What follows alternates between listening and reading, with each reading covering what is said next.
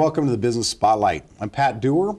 I've got another show on marketing today with Dave Swift, who really cut his teeth on Procter & Gamble, Frito-Lay, Johnson & Johnson, and several other companies that literally took him right out of Stanford and helped him to grow his foundation in marketing in a way that will really make a difference for you today. Today's show is going to be given literally as a training for those business owners in the audience that are watching this, looking at what is marketing, what are the tactics, what are the strategies, what really can I do that'll make a difference. Dave, thanks so much for being on the show. Pleasure, Patrick. Glad to be here. I'm always great to, it's always great to be literally in talking to you about marketing because I learn every time. You were on my show recently, and the whole idea that you have about marketing just blew my mind. I was like, oops, that turns me upside down. But when we look at a little bit, just for the audience that maybe didn't see the last show, a little bit of your background would help as a good foundation. Well, I think you probably covered it out of Stanford undergraduate and business school, then Procter & Gamble, Johnson & Johnson, PepsiCo. Learned a lot about consumer marketing, particularly products, and then moved over into the service arena by becoming the Senior VP of Marketing for Greyhound, and then going over with a startup in the telecom area that actually brought text messaging to the U.S. before we had texting going on all our cell phones. So, and since then I've been doing consulting. I've been CEO of a company that in particular provided business services and marketing services to dentists and dental practices.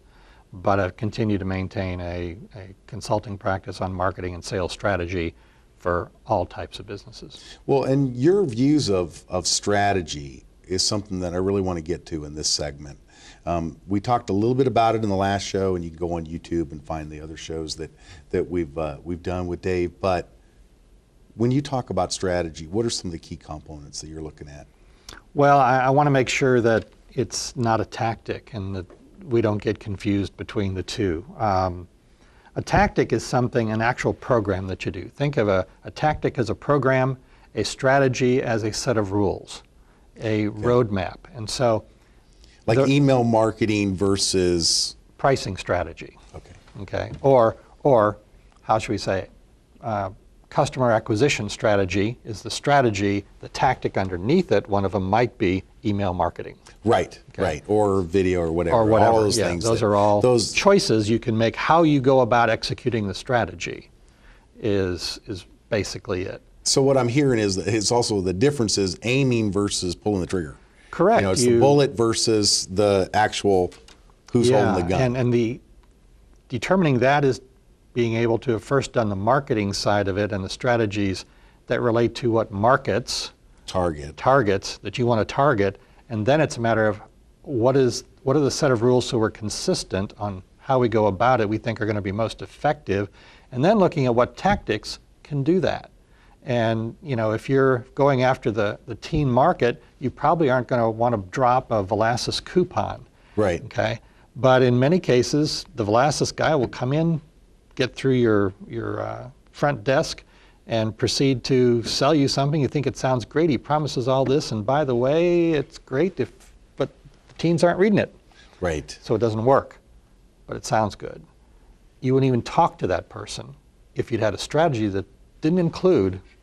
Well, so part of your solution that you're talking about when you're talking about strategy and helping others with their strategy is showing them who not to talk to. Exactly. It's massive time saver right exactly. there. Exactly. These are the ones that are going to work the best. These aren't.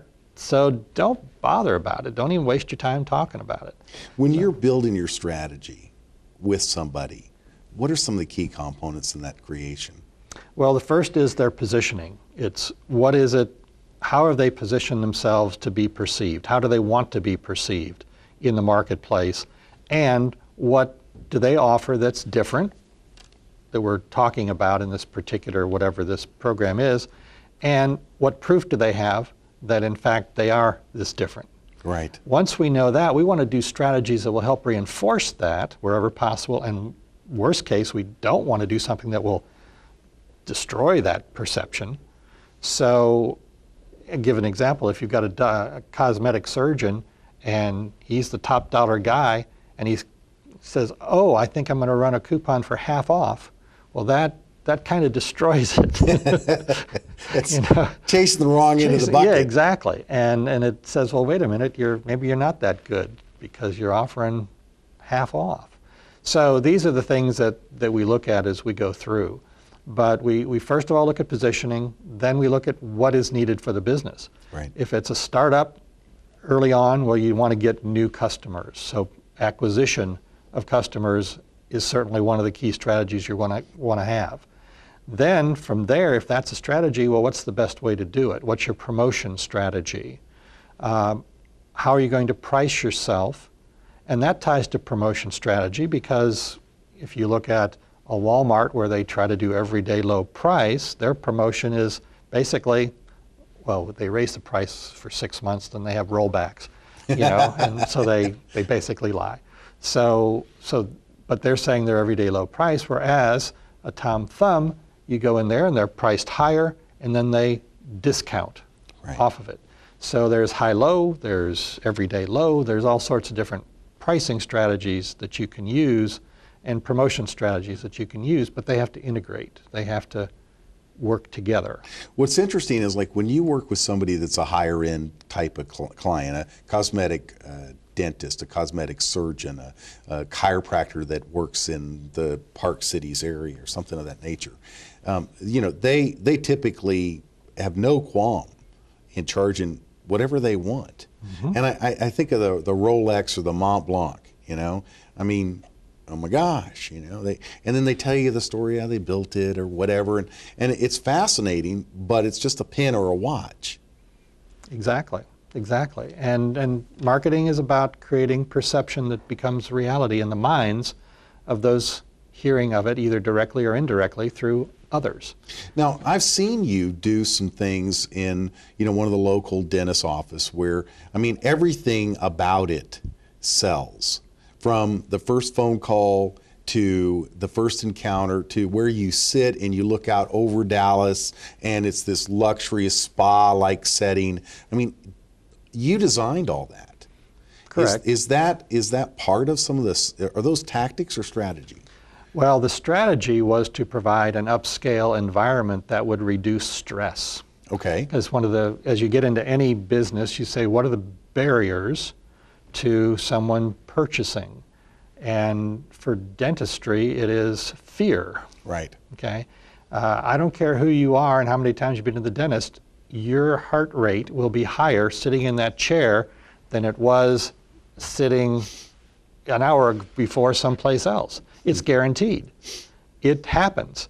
And there is a fear factor involved, not necessarily from your own personal experience, but just from all you've heard and all the caricatures that have been out there. Sure. So the intent was, first of all, how do we find for this particular dentist, how do we create an environment that will make people want to be there more? Right. Okay. And have less fear, therefore, because they're more comfortable. Now, it turns out that the kinds of things that will do that are also perceived as upscale. Right. So now you can put out your marketing message of being upscale, and behind the scenes, you're really making them less stressful. And therefore, they are more comfortable in not wanting to get out as fast. Maybe they'll listen to what either they need or be willing to stick around longer and discuss things that might enhance their appearance, mm-hmm. and even potentially impact their personality by their confidence and so forth, by changing their smile.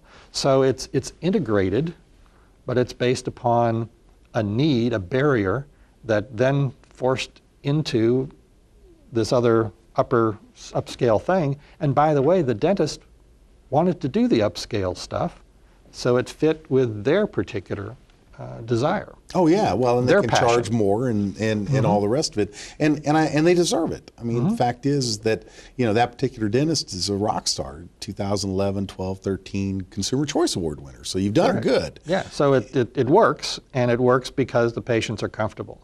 I mean, some of the best testimonials that she got were from the ones who wrote in and said, I didn't go to a dentist for 5 years because I was petrified at the thought. I mean, I would break out in a sweat as I got close. Right. Now I look forward to coming in every 6 months for my cleaning and getting there in the massaging chair that's heated and I'm looking out at the sky and whatever. And so the environment, as well as the staff and their personalities and the doctor and their bedside, chairside manner, all have made it an environment that someone who literally had a phobia could be enjoyed and look forward to. Other industries that you've been able to recreate that type of experience? Done it in chiropractic, done it certainly in cosmetic surgery. They're the kings and queens of it. Oh, no kidding. Well, when you charge those dollars, you can afford a lot of the things that will make things appear more upscale and comfortable. But for the average service business, the first thing is identifying what are the barriers to somebody saying yes. And if you understand that, right, then you can create strategies to try to go around it. For chiropractors, their biggest issue is they're usually on insurance, right, but there's a limited number of visits most insurance companies will pay for. And the chiropractors suddenly have this patient, so their biggest issue is retention of patients. Right. They can get them for 10 visits, 6 visits, 12 visits, whatever the insurance pays. How do they retain them? How do they get them to pay actually out of pocket? Right. And so there are strategies, that becomes, okay, yeah, we got to get them, so there's an acquisition strategy. But then the retention strategy becomes a very important part. And the retention is very important for almost any business. You don't want a customer one time, you want a lifetime customer. Right. And so when we look at the strategies that we develop, acquisition and retention kind of go hand in hand. Then we also look at pricing. Pricing can determine whether you keep somebody or they're just there one time. Promotion strategy. Interestingly enough, a deep discount promotion can hurt you more than it can help you. Right. Perception aside, on your image, the fact is the person who responds to a discounted price will continue to want a discounted price. Well, isn't that the problem that Groupon and some of those other ones ran into? That they destroyed companies. They really made it impossible for a lot of folks. And it also means that person who came in that way isn't going to continue to be with you. They're going to keep looking for a deal next time they need that kind of service or product. So you have no retention at all. And you've probably not made any money. You may have even lost money on the one sale you got from them in the first place. So it's kind of a bad business decision. Right. And you don't want a promotion strategy that encourages bad business decisions. On the other hand, if you don't have a strategy and you simply look at what's the crowd doing, oh, look at all the patients, all the people that are bringing in, your tendency is, with no strategy to guide you, I'm going to do that tactic. And you make a mistake. That's why you first have to have strategies down to prevent you from shooting yourself in the foot. Right. Blowing the gun apart because you put too big of a bullet in there exactly, or something, so to speak. Exactly. Yeah. So when you start that whole area of marketing strategies and then integrating those strategies, what are some of the keys for integrating strategies? Well, number one, you do them simultaneously. Okay. Because if you try to do it piecemeal, then you may have them fighting each other. So the best way to do it is to create what's called a strategic marketing plan. Okay. And that plan will have several components. One, it'll be to reinforce, either to define for the first time if the business doesn't have a positioning. Right. It also defines what are the goals, what are the objectives, because in the end, you're trying to do a variety of things to accomplish certain objectives. You need those in sight to know how much you have to do and what types of things you need to do to accomplish them in what period of time. Then you look at all the different components, and let's take a dental practice for an example. You have acquisition strategy, getting patients in. You have retention strategy, keeping them. You have pricing, how do you price your services while they're there, and how do you price them on promotion? Right. Okay. If you promote, if that's part of your strategy. You may have a strategy that says you don't do that. You then also have what I would say is a location strategy, which can become, if you're a new practice, where do I locate? If you're an existing practice, it's what is the environment around me and how do I use that, or do I do something different to reinforce my positioning so that the environment is very unique when they walk in the door. Right. Okay. For a dentist also, it is a service strategy. Typical dentist opens their door, whatever comes in, whatever they need, they do. But that's very non-proactive. Right. It may be they end up doing all these things they don't like to do. And believe me, dentists have certain procedures they like and don't like, and it has nothing to do with the money involved with it. Really? Yes, it has to do with what they have to do. So each dentist is going to have their passion. What are the things they like? Well, wouldn't it be better for their overall quality of professionalism and enjoyment of working and even their life at home if they could have more people come in asking for the things they like to do? Well, that's basically service strategy or services strategy, and that is what are the things we want to actually promote? It's separate from promotion strategy. That's how to do it. This is what do we promote? What do we want to get more of? And when you say promote, you're actually talking about messaging, aren't you? I mean, it isn't just sending out some sort of... That's correct. It's sending a message that is, if you're in this need, then we're your solution. That's correct. It doesn't have to have a dollar thing attached to it or anything else. It's what are we... It might be, for example, we have an Invisalign Day. Right. And we're going to help educate people about how they can get their teeth straightened without braces. And you promote that. And people come to that and they learn about it. They may have never even known it was an available product. And wow, I always want to straighten my teeth as an adult, but I didn't want to have wire in there again. So guess what? It turns into a sale, but it is not a price promotion. Price promotion is... Who's doing the presentation? The reason why I'm asking is because I'm thinking about chiropractors, lawyers, other industries that are professionals, and they could create a same sort of day and a training like that. Are they the ones that present it, or does the information just need to be presented? Well, the answer is, unfortunately, it depends. Okay. And it depends upon, is the doctor a good speaker? Is the doctor a credible speaker? Is the doctor likable? Because I'll tell you, dentistry is one where most dentists are introverts. Right. And you wouldn't want them being the ones having to get up and do that. So hopefully they've hired staff that are extroverts and are capable of doing those sorts of things. But in determining whether that's a good tactic, you have to look at who is available to actually make it execute. Because you don't want to do a tactic and execute it in a way that is schlock, because then it's wasted time and money. Excuse me. Yeah. So when you're thinking about some of the other strategies and tactics, we've got about 10 minutes left. What are some of the other things that you want to make sure people learned about and how they can engage with you? I know we haven't even mentioned that your website is? themarketingguru.us with one G. Can't spell, but I can do pretty good marketing otherwise. That's the best way, and that way you can get in touch with me and be in a situation where we can then chat one-on-one, which, because everybody's situation is different, companies are at different stages. They may have perceptions of what they need, and usually some kind of an audit of their company can determine whether that is an accurate assessment, or more often not, that there are other things that are either more fundamental or more pressing that need to be looked at first.